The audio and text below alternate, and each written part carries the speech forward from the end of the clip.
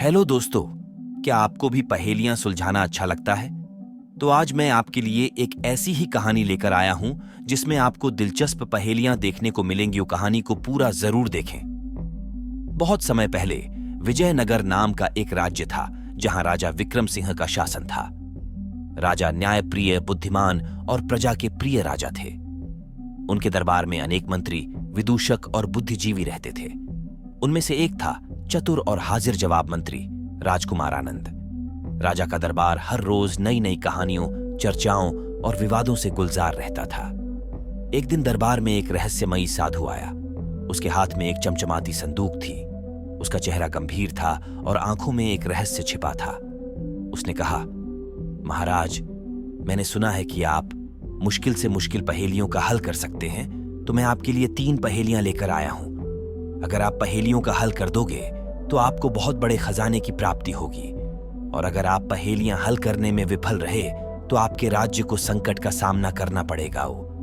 तो आपको चुनौती मंजूर है? दरबार में गहरा सन्नाटा छा गया। राजा विक्रम सिंह ने शांत स्वर में कहा, महात्मा, हम आपकी चुनौती स्वीकार करते हैं। प्रस्तुत कीजिए अपनी पहली पहेली। साधु ने पूछा, ऐसी कौन सी चीज है जो जितनी ज्यादा हो उतना ही कम दिखती है? दरबार में सब सोच में पड़ गए। कई दरबारी सिर खुजाने लगे। राजकुमार आनंद ने मुस्कुराते हुए कहा, महाराज, इसका उत्तर है अंधकार। जितना ज्यादा अंधकार होगा उतना ही कम दिखेगा।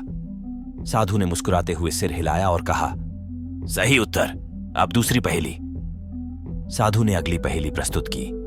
वह क्या है जो बिना पैर के चलता है और बिना पंखों के उड़ता है? दरबार में फिर गहरा सन्नाटा पसर गया।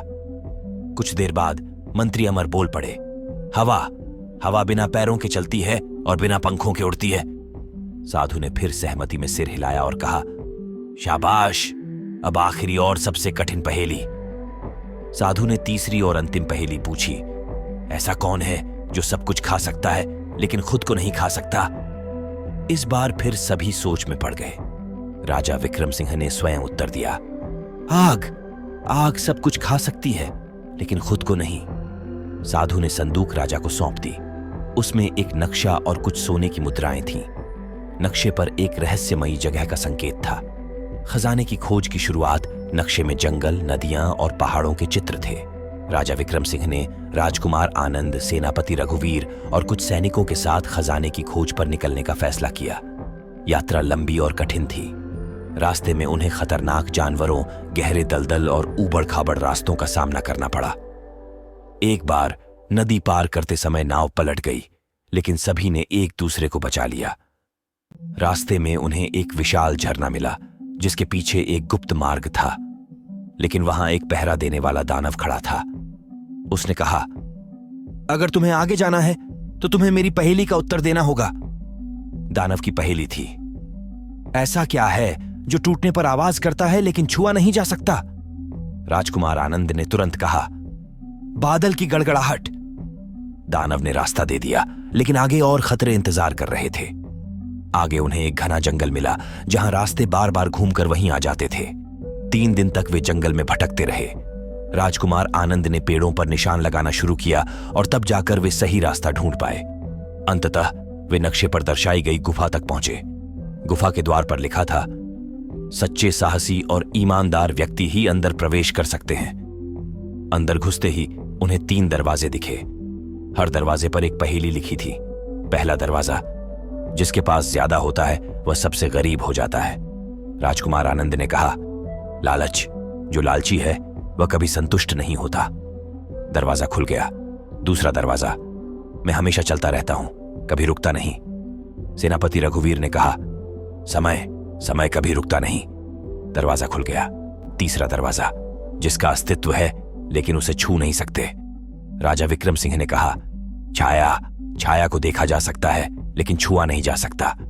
तीनों दरवाजे खुल गए और उनके सामने खजाना चमक रहा था। सोने चांदी के सिक्के, हीरे जवाहरात और बहुमूल्य मूर्तियां वहां रखी थीं। खजाने के बीच एक पत्र रखा था। उस पर लिखा था, यह खजाना आपके राज्य की प्रजा के लिए है। इसे उनकी भलाई, शिक्षा और विकास में लगाएं। यही सच्ची राजधर्मिता है। राजा विक्रम सिंह ने खजाने को अपने राज्य में लाकर प्रजा के कल्याण के लिए उपयोग किया। उन्होंने स्कूल, अस्पताल और सड़कों का निर्माण कराया। दोस्तों, यह कहानी हमें सिखाती है कि असली खजाना ज्ञान, साहस और न्याय में छुपा है। सच्चा राजा वही है जो प्रजा के हित में सोचे और कार्य करे। दोस्तों, अगर आपको कहानी अच्छी लगी तो वीडियो को लाइक जरूर करें और ऐसी दिलचस्प कहानियां देखने के लिए हमारे चैनल को सब्सक्राइब जरूर करें।